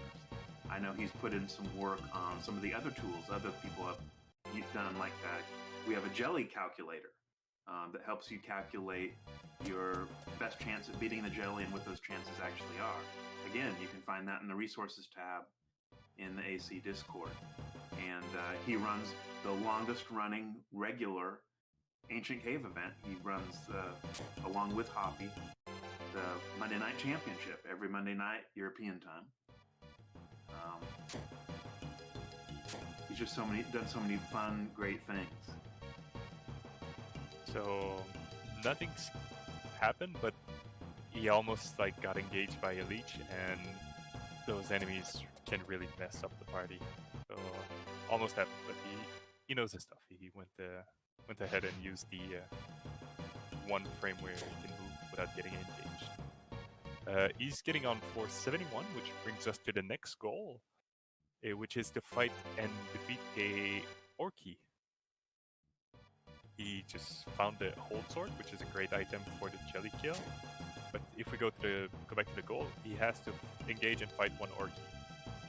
You might ask why it's a goal and why it's an important deal. Well, those monsters are really, really nasty. They have tons of HP, so if you don't have a deadly, you might not want to fight them. And they can attack for 8 times during a round. And As so you can see, it's setting up for that fight. Yep, and so the good news is that it's generally easy to get a surprise attack on them. It's not unusual for them to be matched or paired with, I should say, a very easy enemy in a current. And they're essentially you can inflict them with just about any, or probably all, status effects. They can be confused, put to sleep, paralyzed. They're weak to instant death, as you just saw. So he easily picked up that point just now. It's an enemy that is really scary because if you're deadly miss, you can wipe. So usually when you watch a regular speedrun, which is not Jelly Jam or something like that, you will most likely never see those enemies on the screen. Yep. And one of the unfortunate parts, they're a really fun, dangerous, scary enemy. One of the unfortunate parts about fighting them is they don't have a good drop. They do have a rare drop in the Gorgon Rock, but unfortunately it is not worth it. You can see that he's fighting Gorgons. Those guys can drop a Gorgon Rock, which helps you fight the Jelly at the end. So we will most likely see more of those on the screen. And like you pointed out, it was RC who found the old sword, is that right? Yes. So, in general, a general rule of thumb for the jelly fight is to have, for example, 2 fractional attacks and 2 what we call finishers.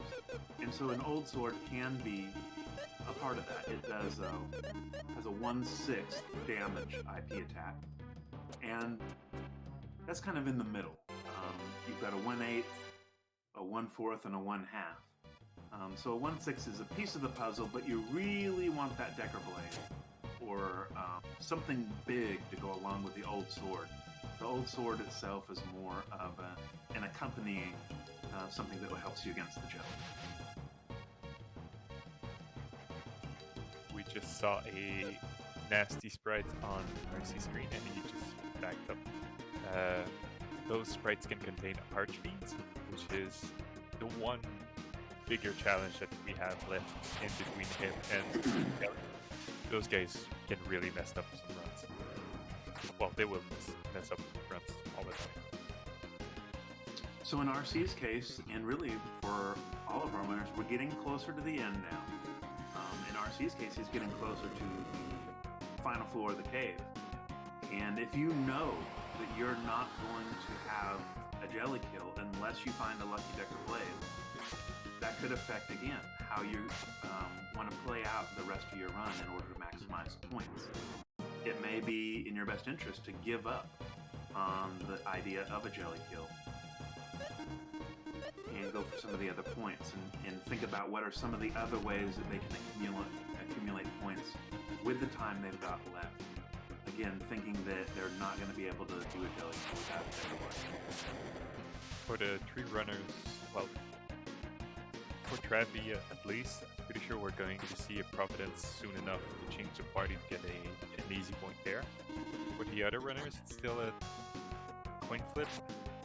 I mean, Hoppie is still in the dungeon part, he just made it on floor 41, so most likely he won't make it to the jelly either. Kali, I think it's still a toss-up. I mean, I would still press on, try to get to the jelly floor.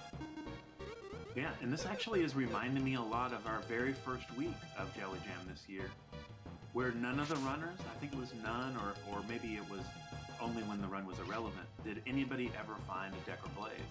And so it came down to the scoring system, the point system, and how well you knew it, what you were able to get out of it, and that was how they... Is that how RC and Hoppie advanced? I can't remember. I know the first week we had no Vicar blade at all, and RC just got lucky here. I think he miscalculated the steps, and he had to engage the Archies a bit more than he wanted. But at least it's only the blue guys and the Chariot, so it's fine. Like I said, they might contain a Archfiend, but they don't always have one.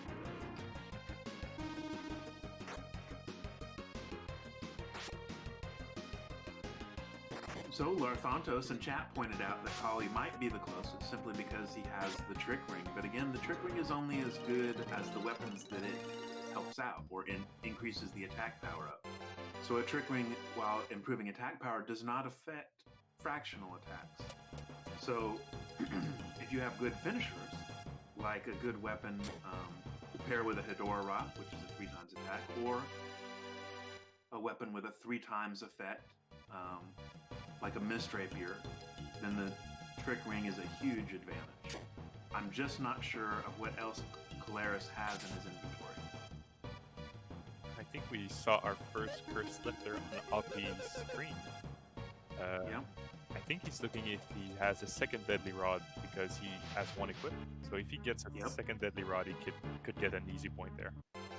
And it looks like he's looking for all cursed options there, and unfortunately he doesn't have it yet. But he's got over half an hour now to find a duplicate. He's looking for 2 of any cursed item that then he can uncurse one of and get that bonus point. Exactly. So if we can see another Deadly Rod, it would work out pretty good for him.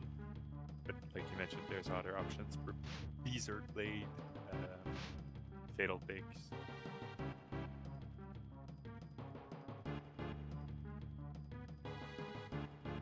Trying to see what's going on here with RC. Okay. As you can see, he's getting engaged from the side. He won that 50-50. That's how we call it usually. When you get engaged from the side, you have a 50% chance of having the enemy going first, which means they get a full round attack on you before you can react. And with Jennies, it can lead to some unfortunate events where they just spam their attacks and you can wipe them.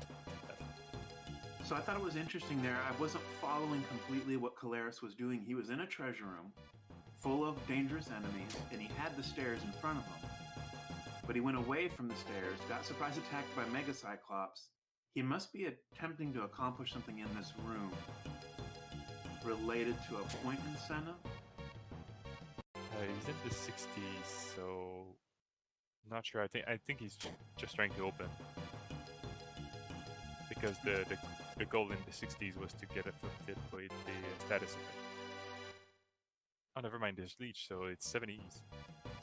It's the Sphinx one, so I doubt that it's goal related what he's doing here. There's the Providence on Travi. He's gonna not yet. I thought he was going to use it to get. Yeah, so at least he can keep it in his back pocket and use it anytime. And that's going to be the case of all of our runners right now.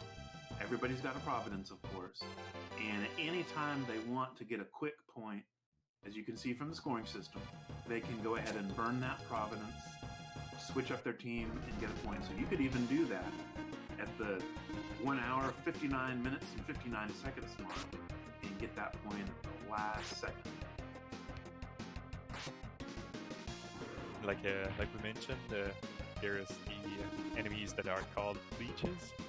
It's not like trying to fancy that wording or anything. It's just written leech. They're really nasty enemies that attack first. They can cast spells that really hurt everyone, and you don't want to get back attacked by those teleporters. And some other good movements too, as Ellie pointed out in chat, by a Hoppie. He was in a situation with some ninjas. He had to use an obstacle as a way to earn a 50-50 opportunity against some ninjas. And that's exactly what he got, and he was able to defeat the ninjas and move on. We even got some boats on screen. The usual, why is there some boats in the cave? We got those. So one of the other fun things we have in the community is a randomizer. It doesn't work perfectly, but it creates some crazy situations. And one of the things it randomizes is enemy movement. And you have not lived until you've seen a ghost ship chasing you around a room. Highly recommended. That's a nasty party room with at least 4 or 5 sprites of leeches. Yeah, that's a dangerous room. As you can see, those teleporters move around when you're close to them, and they only teleport when you're far from them. So you're never safe when you're running around leeches.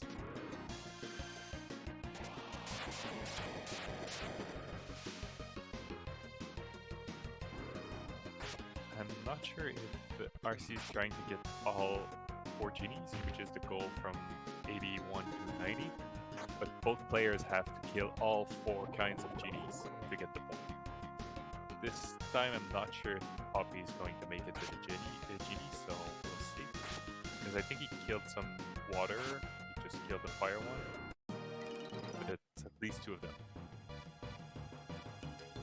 So one of the things, from my personal standpoint, one of the fun things about streaming Lufia is you just get random people coming into your stream from time to time who have great memories of this game. There's so many people out there who have great memories of the game, sometimes childhood memories or memories with their families of playing this game and working through the main quest. But a lot of people have never really got into the cave. It's kind of quirky. It's definitely different than the main quest.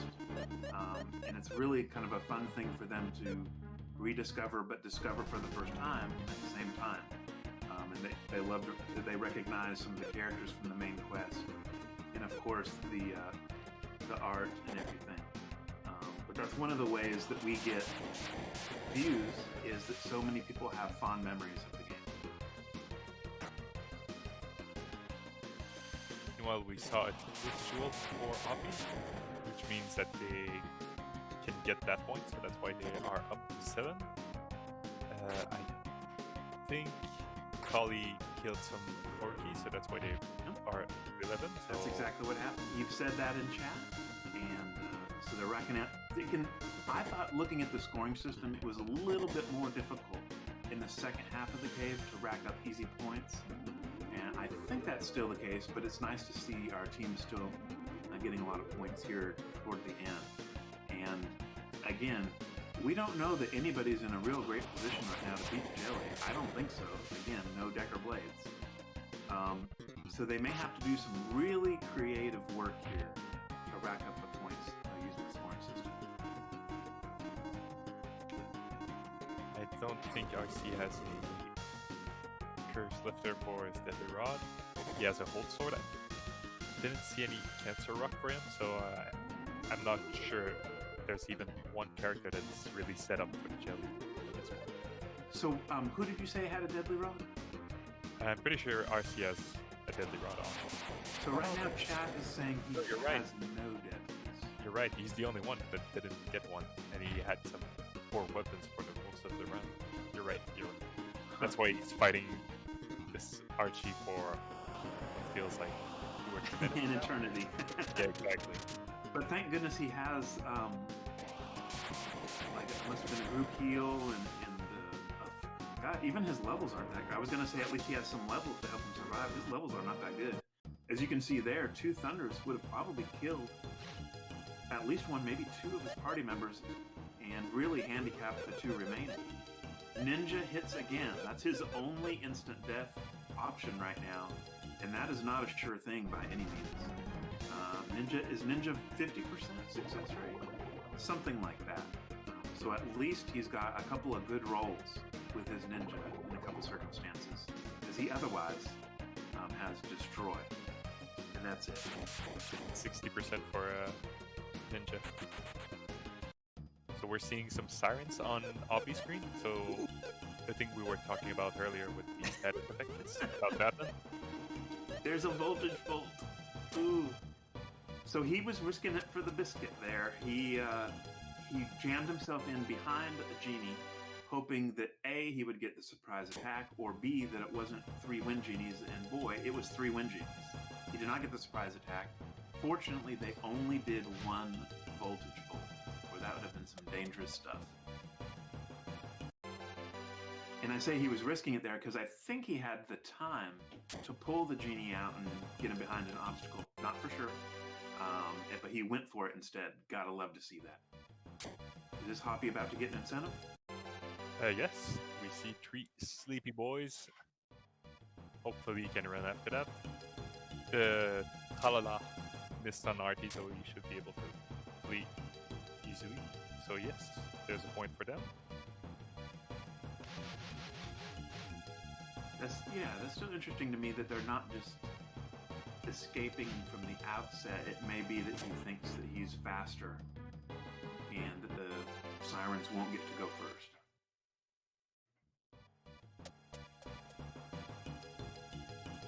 Looking at the points that we have.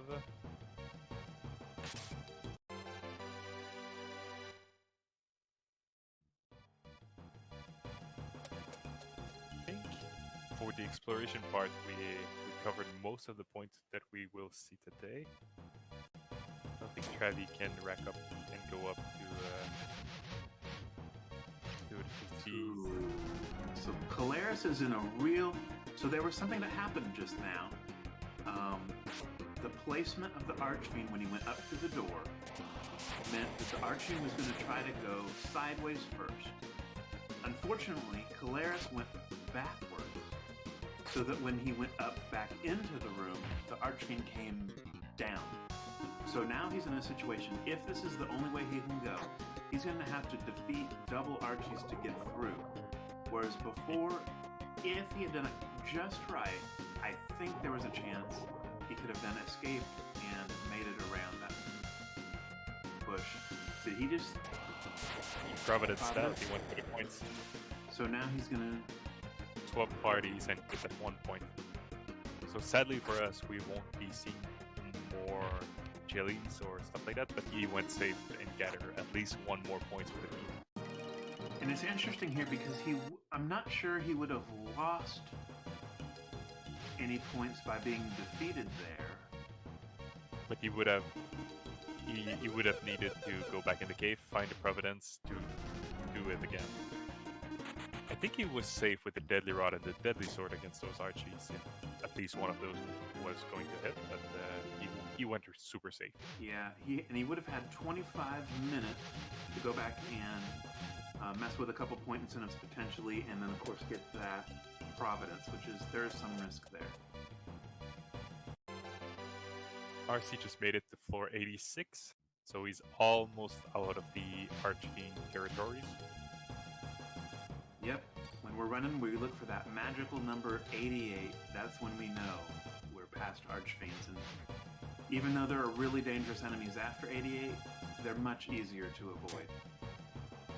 Yeah, that's what I like to call the victory road, where the only things that you have to do is avoid dragons and farm IP for the jelly kill.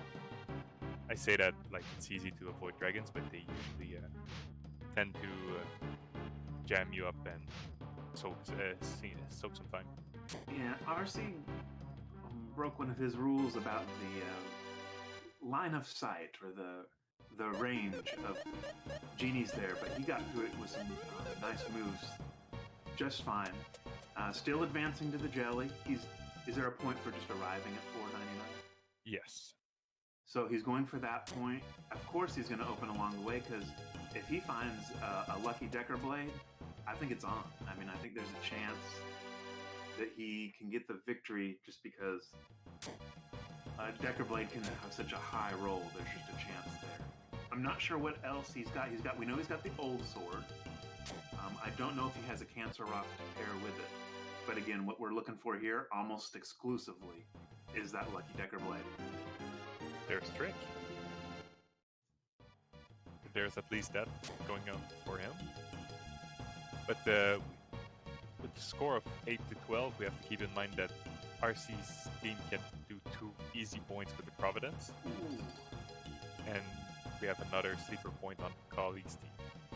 So RC had a chance there to guaranteed surprise attack on a dragon. He's not even going to mess with that, apparently, because his instant death options are so unlikely, 50% would destroy, that he was just going to walk in the doorway until the dragon left. And we'll see. There we go. Cave was nice. What do you know? So he's still got plenty of time to do what he wants to do here towards the end to get as many points as he can. And go back to the doorway. And go back through the door that is now blocked. The thing is, you never want to face check dragons because if they're gold dragons, they attack 3 times during a round and they can wipe you out easily. So never face check dragons. Yeah, Mike had brought up a good point there that there's a potential for a Dark Summoner point, defeating, was it 3 Dark Summoners in one battle? But Yes. considering his equipment, I'm not sure if RC is going to go for that or not. That'll be one of the really interesting things to see if he has the guts to go for that. Dark Summoners are other enemies that attack more than 1 time a turn, and they cast spells on the party, so as they kill party members, they get stronger. Oh, there's a side attack on Hoppie with white dragons that could be dangerous. Oh, yeah. Oh, I think that's a white. So yeah, what Chad is describing is the perfect, and Hoppie's gonna wipe, is what we love about Jelly Jam is these strategy sessions, essentially, where is he gonna burn IP that he's built up to defeat 3 summoners and get a point, or is he gonna hold out hope that he gets a Decker Blade or something to defeat the Jelly with? Because if he spends his IP and then gets a Decker Blade, he's going to have to spend even more time building IP, which with as much time as we've got left, isn't that bad of an option. Good thing he didn't went for the ones he just saw because he's on floor 90 right now, so he needs to go at least down another floor to do that goal. There you go, it's on 91, so if he wants to fight those Dark Summoners, that's the time he has to do it. Yep, and that's exactly right. Ellie in chat saying, we've still got 20 minutes left here. That is plenty of time to get down to Providence level, get a Providence, and get the party swap point. So we know that Hoppie died from a battle just now. It wasn't from Providencing. So he wasn't able to get the point then, but there's still plenty of time for him to get the point now. Let me check that tracker. We have 1 party member that doesn't have a ring, which is, I think it's RC. So unless he finds a C ring in the blue chest, he's not gonna find it. Ooh, and there's a Myth Blade for RC. Gets him a little bit closer. But I'm not sure of his complete setup right now. We know he has a Myth. We know he has an old. Chat, do you know what he has in the way of finishers? I believe we also saw him picking up Trick. I think he has a silver sword for Maxim. We still need like 1 more good items, to be honest. And you still have the score sheet pulled up. I'm curious if Travik had already picked up the Providence point. Providence is not usually his style. At this point, we have only Kali that did the Providence. So there's 3 points on the table there. 1 for Hoppie, 1 for RC, and 1 for Trav.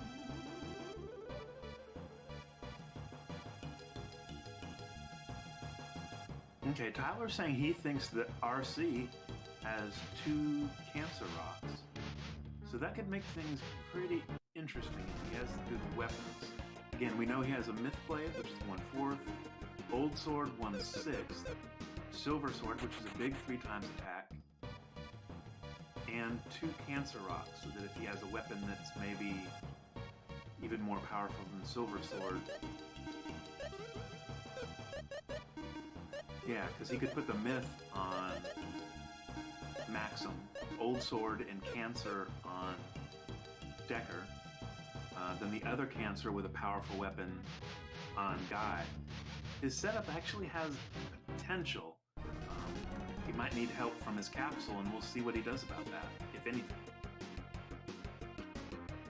18 minutes left. I think he has plenty of time to change to Darby and feed him if he wants to go that way, but he would lose a point for his team if he does that. Yep. He's looking right now if he has some smoke ball or anything to help out against those silvers and Copper Dragon. Because once again, his only deadly is Destroy and Ninja from the IP attack, but RT is not full. That looks great. He's running away. And so it's also important to keep in mind, if you're not familiar with the game, even if you fail to beat the jelly in the fight, it's not considered a death. You still live after the fight, and you're able to use your Providence. So it's okay if you don't beat the jelly, as long as there's time on the clock for you to use your Providence and do other things to get your points.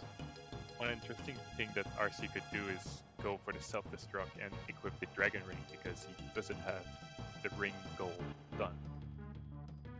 Well, see, that's one where the question mark on the scoring system can help you there, because it ends up they ruled out the Dragon Ring for that instead of. Oh, my bad. And you can find that on the question mark. But that's a great point. That was one of the easy early strategies that people were pointing out was, hey, if you don't find a ring, which is easily possible in a cave run, since they stop appearing in red chests after 4-9, you can always get to the end, get out of there, and then do like a suicide against the jelly, which gets you the key, and put the Dragon Ring on, which I thought was actually kind of a cool workaround, but they went ahead and outlawed it just to make it true to the purpose of the original incentive. I want to point out that I was wrong earlier. I said that if RC was swapping to Darby or someone like that, they would lose a point, but they never went for that point, for the capsule point. They went for Zippy and Sully straight away. So they're not losing a point for having him using a better capsule for the jelly. Yeah, so as somebody pointed out in chat, Sully 2 might be an option here. We know he's going to have to engage this dragon again. Sully 2, on rare occasion, does an instant kill attack, and that's kind of what's being hoped for here. But that also took a little bit of time and took some more of his resources out of his inventory for if he wanted to feed a capsule for the jelly kid.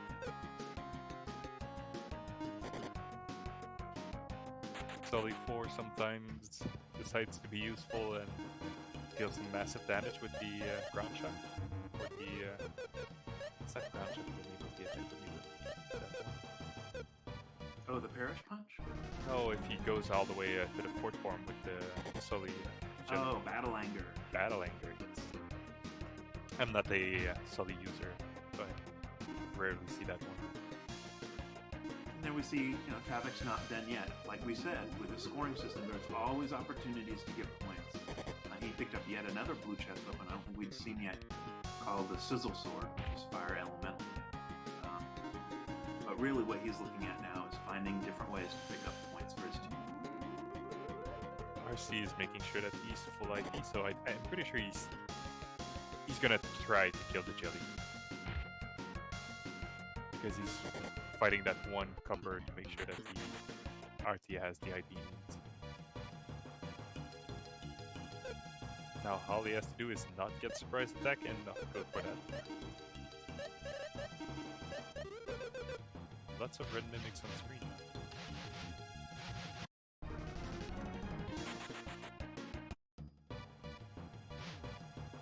That's one interesting enemies that we have on Travi screen, the Bone Garons. You would expect them to be undead, but the game decided that they are not undead, they are weak to thunder and not holy, which always confuses newer runners. Yeah, and the issue there is with how they just chose to depict the Bone Gorm. They depict them as a skeleton. It completely makes sense that a Bone Gorm would not be able to be, or that would be weak to instant death. But they chose to depict him with a skeleton, which that is very confusing. So we have a Dragon Con for RC, keeping in line with the amount of party rooms he saw so far. Yeah. Party room percent? Yes. It's pretty amazing that he's still aiming for the jelly at the 2-hour mark with the amount of crazy party rooms he had. In the way that he built IP, I think that says that he is not going to go for the Dark Summoner point incentive, which there's a lot of risk there. Even though he's got some great stuff, there's still always some risk there with Dark Summoners. And again, he's got 2 decent fractionals, and it sounds like 2 finishers. With the right luck, he could still get a jelly kill. It would have to be some pretty good luck, though, I think. We are approaching the last 10 minutes of the run, and he's on floor 94, so he's still pretty good to at least get a point for getting there. So that's at least 2 points for their team.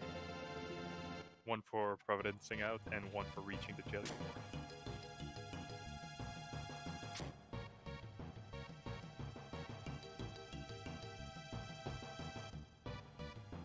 As you can see, the only enemies that he's seeing so far is dragons and those green teleporters. The Dark Summoners, like we mentioned, are really scary because they teleport around. They can engage you from the back or on the side and wipe you out. So if you watch some speedruns here and there, you will see some runners sadly dying to those, and it's always like heartbreaking to lose to those because there's like 5 or 6 floors left. Some So spectacular hopefully it doesn't deaths. happen. Yeah, exactly. Hopefully it doesn't happen because we want to see some jelly here, right? Yep. And that's why I know not everybody has been making it to the depth of the Summoners, but that's a pretty cool incentive to try to defeat 3 Summoners in one fight. There's risk there, there's strategy there, and then you also have to risk your IP. Definitely one of the more difficult points. Like we mentioned earlier, IP is built when you take some damage, and it's the only way to get it. So you cannot fight yourself or cheese it. You have to have enemies fight you and increase your IP bar, and you need that. You need those IP to fight the jelly. So it's a really important resource, and if you don't have the filled bar for the jelly, you can most likely kiss your chance goodbye. And so I was in a similar situation last week that RC is in, and that he's having to, as he's going along here, the whole time he's having to think. He's having to like budget. Look at the time he's got remaining, have to guess if there's going to be any more roadblocks. Oh, the Decker Blade! He just found a floor 97 Decker Blade? That's crazy. That's crazy there. So now the IP build is totally paying off. And Get your calculator out, guys. We're going to see some jam. Oh yeah, he's pumped. There we go, we have it there. Get some calculator out here. yeah, Yes, he's not all even the- screwing around now. Yeah, because he wants the point he just got for arriving. He wants the kill before the 2-hour mark. He wants the ability to providence out and swap his team around. So there's going to be a big point shift right now. Yeah, exactly. If he gets the kill, I'm pretty sure that's 3 points at least. Make it to floor 99 so that he's got 1 point. If he defeats the jelly, that's 2 points. He's gonna use rings and rock, right? So that he doesn't get Yes. that one. He's gonna most likely defeat the jelly before everyone acts, so that's 3 points. He is not equipping rings and rocks right now. He would also get the point for being the first team to defeat the jelly. So that's potentially 6 points on the table there. That's 5 points, sorry. That's crazy. But that could swing it to being tied, and if Providence out after, that's 6 points.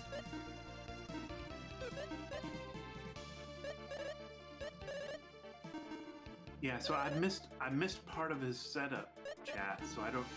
Does he have a good chance at beating the jelly without rings and rocks here?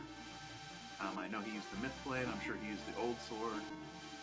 Maybe the Silver Sword. Sorry, the Decker Blade. Didn't mean to say Old Sword. Decker and Myth and a Silver. He has Trick, so those mid-blade attack are still going to hurt a lot. He has a good shot, to be honest. Okay, so he's got a Crystal Wand, it sounds like.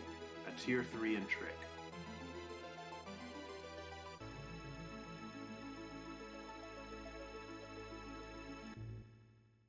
Yep, and he had a little bit of time there to beef up his capsule, who this form does also do Battle Anchor. Not as good as the 4th one, but it didn't take hardly any time to get him to that third form.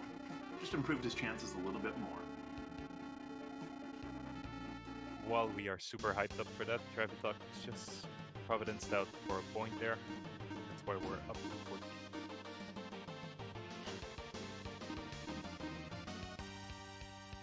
He is going to go for the double trick.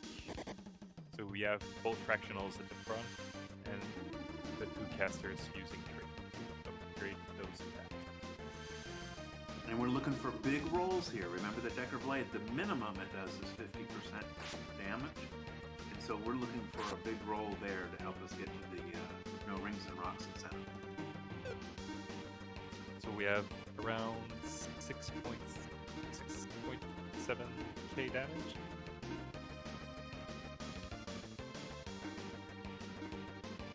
It looks... That looked good. Yeah, exactly. Looking good. Yeah. I'm interested to see what the rest of his setup was. He's doing tier 3 here with Artie. He must have, like we said before, the silver sword on Maxim. We have almost 9k damage, but that's in the bag. I think that's in the Ooh, bag. shakedown! I called it Battleanger, but it's called Shakedown, I guess, for this form. We're about to get some jam here. There we go, and even before everyone attacks, so that's another point there. Yep. Another point. Wow. So, man, the points just skyrocketed up for RC's team. Yeah, now not even all the points are marked quite yet. Going to Providence out, so that's another point. So the last 5 minutes that we have here are really, really important. I think Hoppie still needs to find that Providence.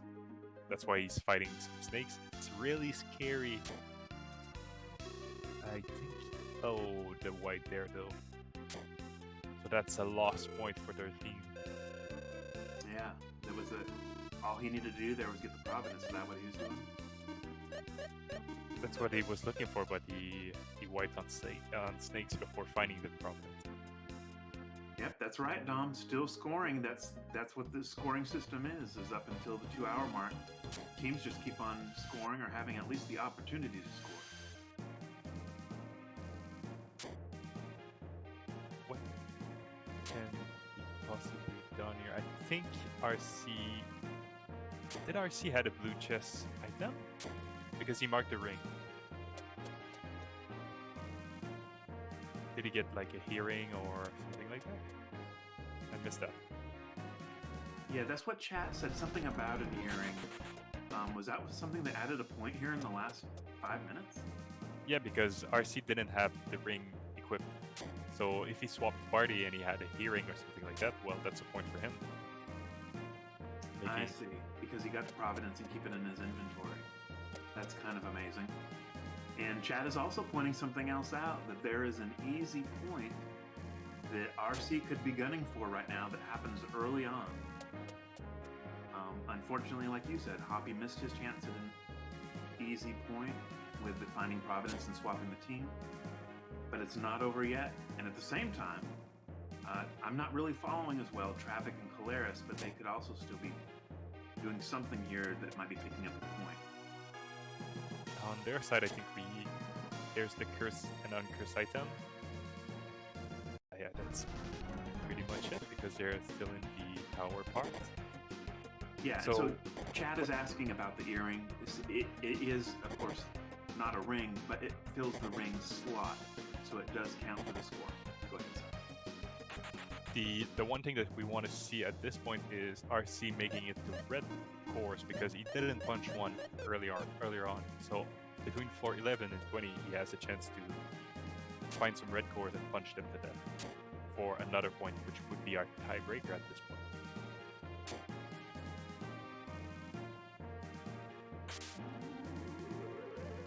As you can see, he's going super fast. I think he's already on floor 10, so one floor away from cores. Oh, he's feeling it. He's feeling it. Oh,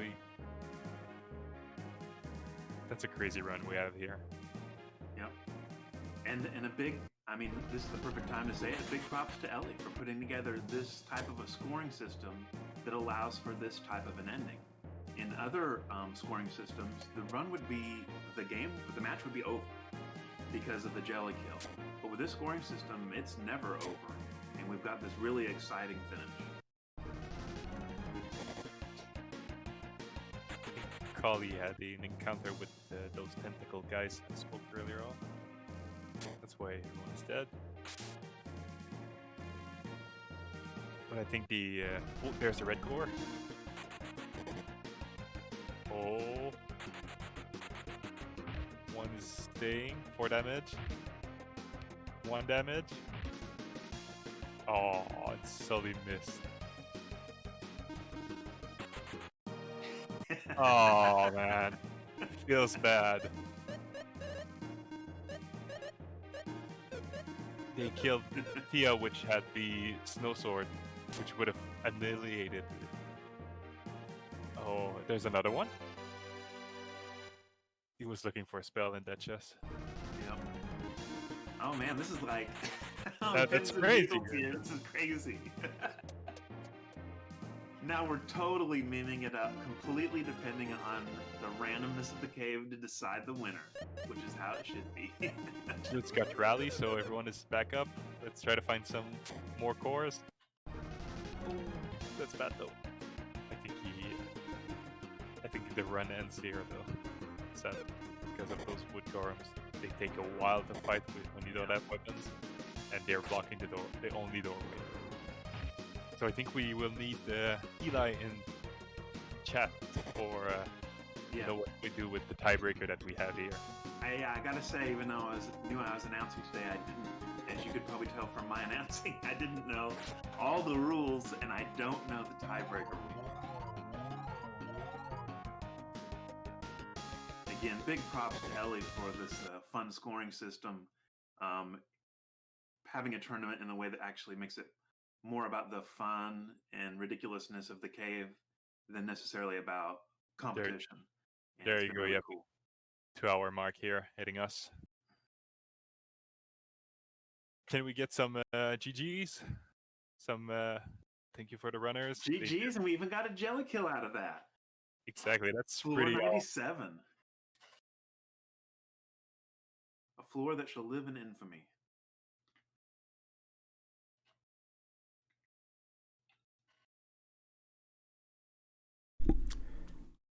Looking at the tracker here, I see that we have 5 Iris on the team of Travi and Kali. That's crazy. Didn't see those. Guys, I'm double checking a couple of things here, but it looks like we have everything pretty much resolved. Back to chat.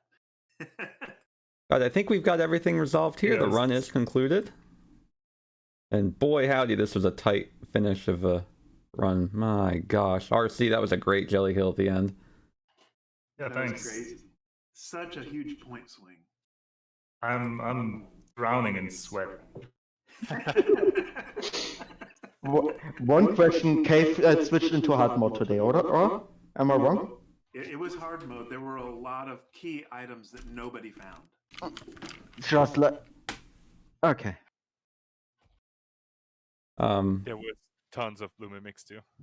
Yeah, we brought this A game today, and we are able to announce we got the personal best point total in the tourney.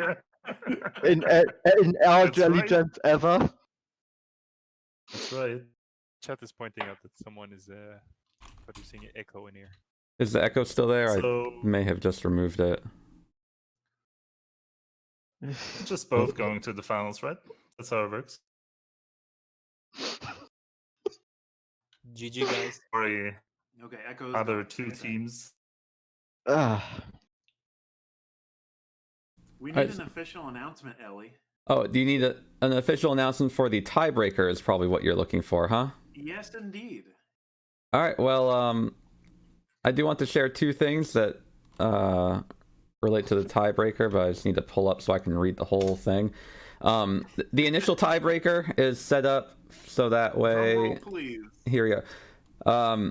The winners in this are determined by the teammates' total points. If a tie is to occur, then the tiebreaker is determined by first the most jelly kills, second the lowest time spent before each team's tied jelly kills are achieved, then the deepest floor reached if no jelly kills occur. And because Team RC/Hoppie has a jelly kill where Team Travik and Kauliarys does not, then the tiebreaker is awarded to Team Hoppie RC.